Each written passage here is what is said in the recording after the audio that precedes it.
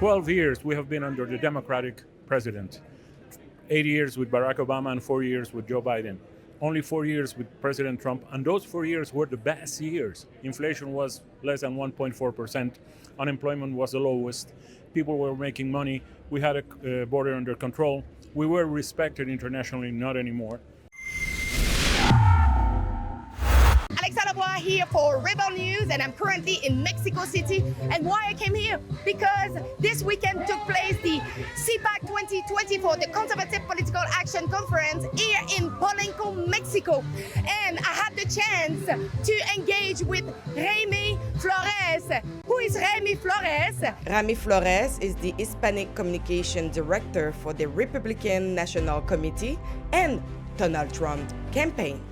We engage in conversation about the upcoming election. We talk about the move of Kennedy Jr. to drop out of the race and to endorse Donald Trump.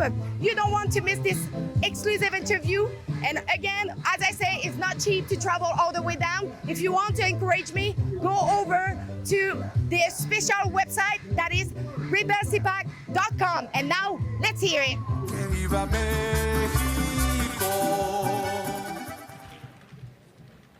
Muchísimas gracias. So first of all, you have the elections coming up. What you can tell us right now about the phenomenon we are seeing, trying to push over Kamala Harris, who was not voted democratically, she was just put there in place. And we see all the media now really pushing for her to be elected. Well, it's going to be difficult, but it's not going to be impossible, not at all. On the contrary, we think it's a good opportunity to tell our people that we have to compare what we had 4 years ago with President Trump with what we have had these 4 years with Harris and Biden. It has been terrible for the country. The economy is just in ruins. People cannot make to the end of the month. A lot of people are living check by check. People have to make decisions on a daily basis. Should I put gas on my car, or should I buy the cereal for the breakfast of my kids at home? So the economy is in shambles. The border have had the terrible situation, more than 10 million illegal immigrants coming into the country. That has created serious, very serious problems that is going to take decades for the United States to resolve. So when people make that contrast between what we had and what we have now, it is very easy for us to know that they're going to vote for President Trump. So after we saw Donald Trump with the assassination attempt, we saw a rise of people going towards them. So they have no choice to remove Biden from the race. I think that Biden had to be removed right after the debate. We have been saying that for months, for years maybe. President Biden was not the right candidate for the Democratic or any party for president of the United States. He has been a disaster as a president, even more as a candidate. How can you trust someone with his mental conditions to be the president for 4 more years? It doesn't make any sense. But they denied that for many months. They covered his situation, his condition, his mental condition for months until the debate. And then overnight, they discovered that it was true what we've been from the party, from the Republican Party, what we've been saying for so long. So we don't think it's going to be difficult for President Trump to beat Kamala Harris in a debate on September the 10th. First, because he has a lot to show. He has a lot of things that he already did. He has programs, he has proposals for the next 4 years for the country, and he has a background that is very, very important. Kamala Harris doesn't have that. She was a disaster as the border czar. 10 million people, I can insist too much on this, 10 million people enter illegally in the United States, and it was her fault.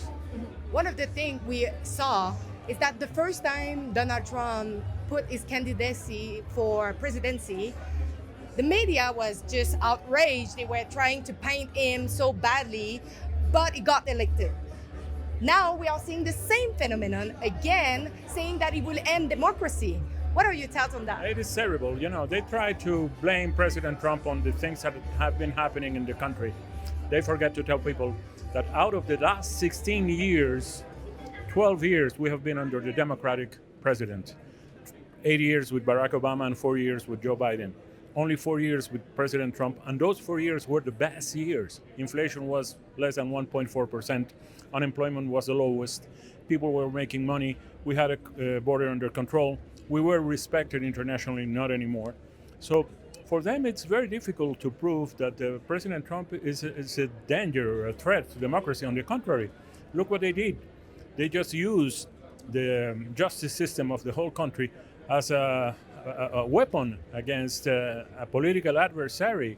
And they created a lot of bogus charges and a witch hunt against President Trump that didn't get anywhere. Mm-hmm. One of the main things is the mass immigration that is happening at your southern border. But the thing is, recently, there were some policy put in place. You had a downgrade rates of people passing by, but not much. But the thing is, now they are passing from Canada into US. You have a new problem. Yes, we have two border problems now. And it's not the fact that the number of people that are passing the border is lowering. On the contrary, it's increasing. The thing is, they are not being counted because they are not getting not through the border to the places where they used to. Now they are getting supposedly legally to the ports of entry. So we have even more people coming through our border than before.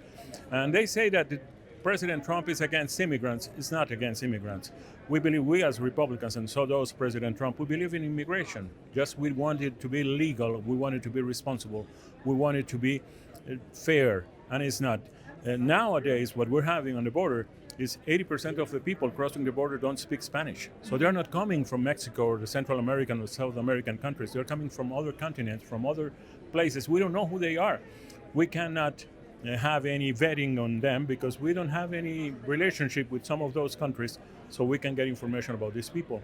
So what we're doing, what the Republican Party is doing, what President Trump is going to do with this deportation is getting rid of the people that we don't need in this country. And the first ones that are being damaged with this terrible immigration policy are the Hispanic immigrants that already live in the United States, that have taken 40, 50 years to conquer the things that they have now. And they are just ready to lose them in the hands of a lot of people that we don't even know where they come from. What was your reaction when you saw Kennedy Jr. now dropping out and endorsing Donald Trump? I think it is very important for several reasons. First, because numbers are numbers, and politics is a business where we add. It's not a business where we divide people. And adding more people is always good. Second, we think that Robert Kennedy was very terribly treated by his own party. And he has a background that is very important. His last name, just his last name, is very important for the Democratic Party. But sadly, the Democratic Party that we have today in the United States doesn't have anything to do with the Kennedys, not even with the Clintons. It's the party of Barack Obama, who has been governing the country for 8 years when he was the president and 4 more years with Biden, and he wants to continue governing the United States with this lady, Kamala Harris. If she is the president, of course, the one who's going to be behind everything is going to be Barack Obama. I will finish on this question. What is the future for U.S. if it's Kamala Harris who is taking the presidency? It's going to be a disaster. If that's what's going to happen, this is going to be our last free election. Because what we're going to do is they're going to make citizens, millions of these immigrants. It's going to be practically impossible for the Republican Party to win another election in the future. They're going to pack the Supreme Court, so all the decisions are going to end up in the hands of liberals. And they're going to do what they've been doing nowadays, which is disastrous in terms of economy, in terms of foreign relations. It's, there is not a single thing that this government has done that we really want to commend. I've been sent here in Mexico City to cover the CPAC, the Conservative Political Action Conference. I came here because it was important for us to give the voice to those conservative leaders here in the Latin world. But of course, there were other speakers. But it's not cheap to travel all the way here, and I need your help because all of you, we can do all this. Thanks in advance to go over rebelcpac.com to chip in what you can and to watch my report, my hard work on the ground. So I repeat, rebelcpac.com, and thank you for donating, same if it's just $1.